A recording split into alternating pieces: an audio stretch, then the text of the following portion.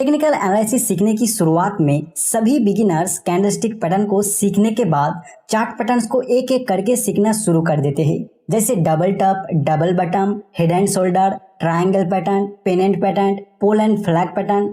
ऐसे लगभग 100 के आसपास चार्ट पैटर्न से जो सभी बिगिनर्स एक एक करके सीखता है, उसका फॉर्मेशन को याद करता है, ट्रेड करने का रूल्स को अपने नोटबुक में लिख लेते हैं। पर मजे के बात यह है, इतना टाइम लगा के मेहनत करने के बाद भी जब रियल चार्ट में ट्रेड करने जाते हैं तो उन्हें फास्ट पैटर्न फॉर्मेशन के दौरान कोई पैटर्न नजर ही नहीं आते हैं। बनने के काफी देर बाद पैटर्न को आइडेंटिफाई कर पाते हैं, लेकिन तब तक उस पैटर्न में एंट्री लेने के लिए काफी देर हो चुका होता है। सेकेंड प्रॉब्लम होता है, अगर कैसे भी करके पैटर्न बन रहा है आइडेंटिफाई कर भी लेते हैं तो उस पैटर्न के अंदर उन्हें बहुत सारे पैटर्न नजर आने लगते हैं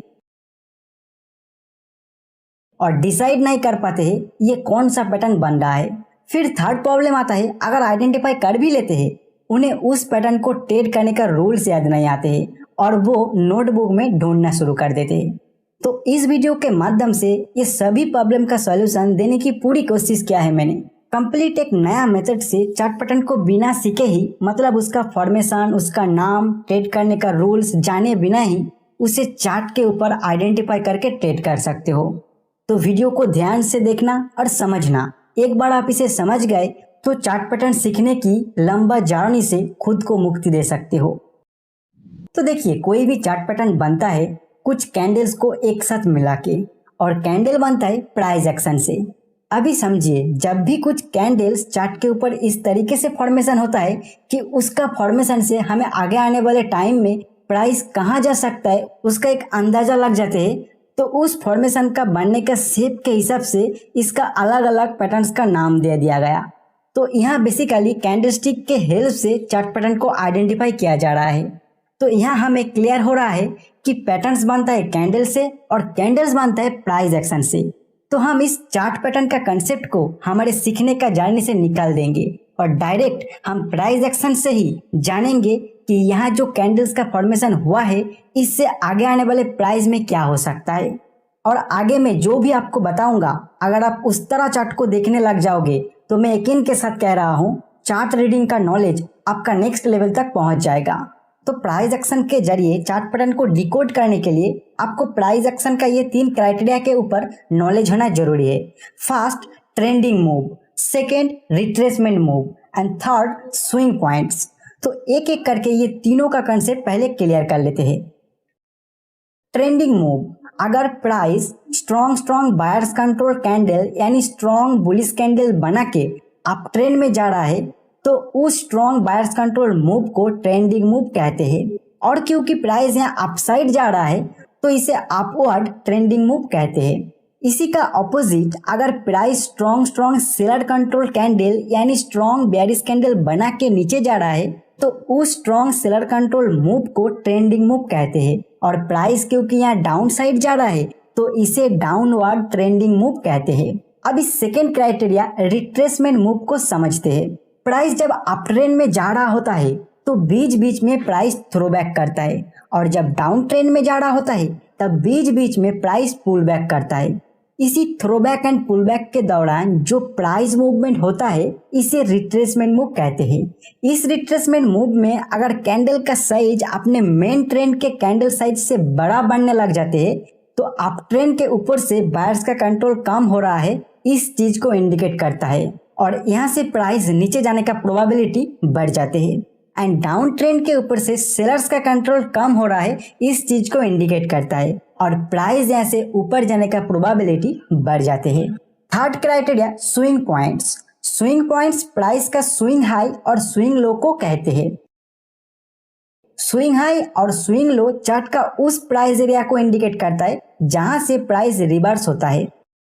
अगर swing high and swing low लगातार ऊपर की ओर मूव कर रहा है तो उसे अप ट्रेंड कहा जाता है।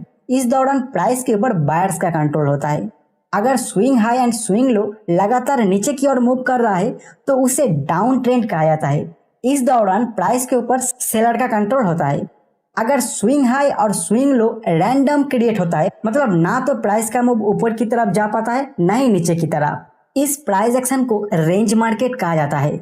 इस दौरान प्राइस के ऊपर बायर्स और सेलर किसी का कंट्रोल नहीं होता है, दोनों ही फाइट करता है प्राइस को अपने कंट्रोल में लेने के लिए। तो अभी इस सिचुएशन में आशा करता हूँ प्राइस एक्शन का ये तीनों क्राइटेरिया का कंसेप्ट आपको क्लियर हो चुका है। अभी आप कह सकते हो चार्ट पैटर्न रीड करने के लिए ये सब क्राइटेरिया जान के क्या होगा, तो उसी को आगे मैं आपको दिखाने जा रहा हूँ। आपके सामने ये ऑरो फार्मा का 1 डे टाइम फ्रेम का चार्ट है और ये लेटेस्ट कैंडल का डेट है 20 जून 2022। अब देख सकते हो यहाँ लगातार swing points high and swing points low down trend में जा रहा है, मतलब प्राइस के ऊपर सेलर का कंट्रोल है। फिर प्राइस आगे और एक लो बनाया और वहां से अपने स्विंग पॉइंट हाई को ब्रेक कर दिया एंड नीचे जो स्विंग पॉइंट लो बनाया वो प्रीवियस स्विंग पॉइंट लो को ब्रेक नहीं कर पाया। इस तरह प्राइस बिहेवियर से आप बता सकते हो कि यहाँ बायर्स एक्टिव हो रहा है और प्राइस के ऊपर अपना कंट्रोल लेने का ट्राई कर रहा है। फिर एक पॉइंट से प्राइस फिर से नीचे गिर रहा है और इस बार काफी स्पीड से और स्ट्रॉन्ग कैंडल बना के नीचे आया, मतलब सेलर्स भी अभी तक यहाँ एक्टिव है, वो प्राइस के ऊपर से अपना कंट्रोल छोड़ना नहीं चाहता है। लेकिन तभी बायर्स काउंटर अटैक करके प्राइस को अपने प्रीवियस स्विंग हाई को ब्रेक करके एक नया हाई बना देता है और नीचे ये पॉइंट स्विंग लो बन जाता है। अभी प्राइस एक्शन को आप ठीक से देखो, यहाँ जो स्विंग पॉइंट्स लो है वो ऊपर जाना शुरू किया एंड स्विंग पॉइंट्स हाई भी ऊपर जा रहा है, मतलब प्राइस एक नया अप ट्रेंड का शुरुआत करने जा रहा है। लेकिन आपको इस अप ट्रेंड में थोड़ा डर लग रहा है क्योंकि आप जानते हो जो रिट्रेसमेंट मूव है वो स्ट्रॉन्ग अप ट्रेंड में ज्यादातर टाइम इस तरह लंबा लंबा कैंडल बना नहीं सकता, लेकिन यहाँ तो बनाया। तो आप और भी प्राइस एक्शन देखने का वेट कर रहे हो। फिर सेलर्स प्राइस को इस तरह अपने कंट्रोल के बाहर जाते हुए देख के एक स्ट्रॉन्ग रिट्रेसमेंट मूव कर देते हैं। इस रिट्रेसमेंट मूव में आप देखोगे कुछ कुछ कैंडल स्ट्रॉन्ग बेयरिश कैंडल बन के नीचे गया एंड प्राइस इस स्विंग हाई को भी ब्रेक करके नीचे आ गया। तो आपका जो अप ट्रेंड के ऊपर डर था वो सच होने लग रहा है, क्योंकि अप ट्रेंड में आप जानते हो रिट्रेसमेंट मूव के अंदर सेलर स्ट्रॉन्ग कैंडल बना नहीं पाते हैं and swing points high low लगातार ऊपर जाता है, लेकिन प्राइस यहाँ अपने स्विंग हाई को ब्रेक कर चुका है। तो इस तरह प्राइस एक्शन से इजीली समझ आ रहा है बायर्स और सेलर्स के बीच में फाइट हो रहा है, कोई भी प्राइस को अपने कंट्रोल नहीं कर पा रहा है। तो अभी यहाँ आपको कोई ट्रेडिंग डिसीजन नहीं लेना है, पहले बायर्स और सेलर्स में किसी को प्राइस का कंट्रोल में आने दीजिए। फिर आगे आप देखोगे प्राइस को बायर्स फिर से ऊपर ले जाने की ट्राई कर रहा है, लेकिन इस बार बायर्स प्राइस को स्ट्रांगली स्पीड के साथ ऊपर नहीं ले जा पा रहा है। यहाँ प्राइस धीरे धीरे ऊपर जा रहा है, मतलब सेलर्स भी प्राइस को यहाँ अपने कंट्रोल में लेने की बहुत ट्राई कर रहा है। तो अभी प्राइस जहाँ से डाउन ट्रेंड को ब्रेक करके ऊपर आया था वहां से आप ध्यान से प्राइस एक्शन को देखोगे तो आपको दिखाई देगा प्राइस उसी एरिया पर बार बार सपोर्ट ले रहा है, मतलब बायर्स इस एरिया को ब्रेक होने से स्ट्रांगली प्रोटेक्ट कर रहा है। तो इतना अगर आपको समझ आ रहा है तो आप इजीली यह एज्यूम कर सकते हो कि सेलर्स अगर बायर का इस स्ट्रांगली प्रोटेक्ट एरिया को एक बार ब्रेक कर देता है तो बायर्स पीछे हटना शुरू कर देगा और सेलर्स फुल्ली प्राइस के कंट्रोल में आ जाएगा। तो आप शॉर्ट सेल का पोजीशन बनाने के लिए इस एरिया का ब्रेक होने का इंतजार कर रहे हो। तो आप सिर्फ और सिर्फ प्राइस एक्शन एंड उसके ऊपर अपना अंडरस्टैंडिंग कितना है उस पर बेस करके इस डिसीजन तक अभी पहुंच चुके हो। तो ये डिसीजन तक पहुंचने के लिए आपको कोई चार्ट पैटर्न का जरूरत नहीं पड़ा, लेकिन आप अनजाने में ही यहाँ 2 चार्ट पैटर्न को रीड कर चुके हो और वो 2 चार्ट पैटर्न आपको जो बताता है वो चीज आप यहाँ से प्राइस एक्शन का हेल्प से निकल चुके हो। अगर आप चार्ट पैटर्न को जानते हो तो वीडियो को यहाँ पॉज कीजिए और वो 2 चार्ट पैटर्न कौन सा है ढूंढने की कोशिश कीजिए। बिना वीडियो को प्ले करके आपको जो भी चार्ट पैटर्न दिख रहा है कमेंट में जरूर लिख देना, फिर वीडियो को प्ले कर लीजिए कौन सा चार्ट पैटर्न आपको देखने को मिल जाएगा। तो यहाँ पे आप देखोगे बेयरिश पोल एंड फ्लैग बना है and second head and shoulder chart pattern बना है और ये सपोर्ट एरिया इसका नेक लाइन है और ये दोनों चार्ट पैटर्न वही चीज को इंडिकेट करता है जो प्राइस एक्शन से आप इसे जाने बिना ही निकल चुके हो। अभी आप वेट कर रहे हो इसका ब्रेक होने का, फिर देखते हैं क्या हुआ है। तो नेक्स्ट कैंडल ही एक स्ट्रॉन्ग सेलर कंट्रोल प्राइस बना के इस सपोर्ट एरिया को ब्रेक कर चुका है। तो आपका सेल सिग्नल यह जनरेट हो चुका है, लेकिन क्या आपको यहाँ थोड़ा टाइम का प्राइस एक्शन को देख के सिर्फ उसके आधार पर सेलिंग डिसीजन लेना चाहिए? तो एक बिगिनर के लिए आंसर है बिल्कुल नहीं। ऐसा थोड़ा टाइम के प्राइस एक्शन से अगर कुछ कंक्लूजन आप निकल पा रहे हैं, चाहे वो कुछ भी पैटर्न बन रहा है, उससे कुछ मतलब नहीं है। आपको हमेशा एज ए बिगिनर इसके ऊपर और भी कुछ फर्दर इंफॉर्मेशन लेना होगा। तो मैं जिस तरह इस टाइप्स का बाय सेल डिसीजन लेते बाद कंफर्मेशन को लगाता हूँ, उसको अभी मैं आपको एक्सप्लेन करूंगा।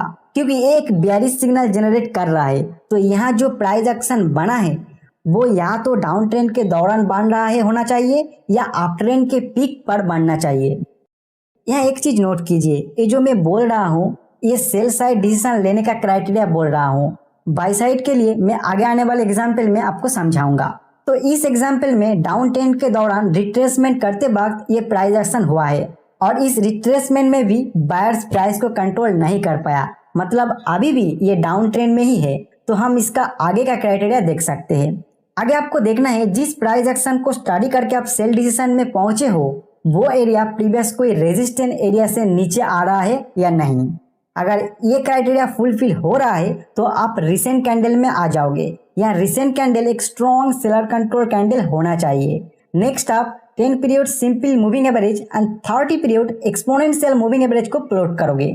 लेटेस्ट कैंडल में 10 period moving average 30 period exponential moving average से नीचे होना चाहिए।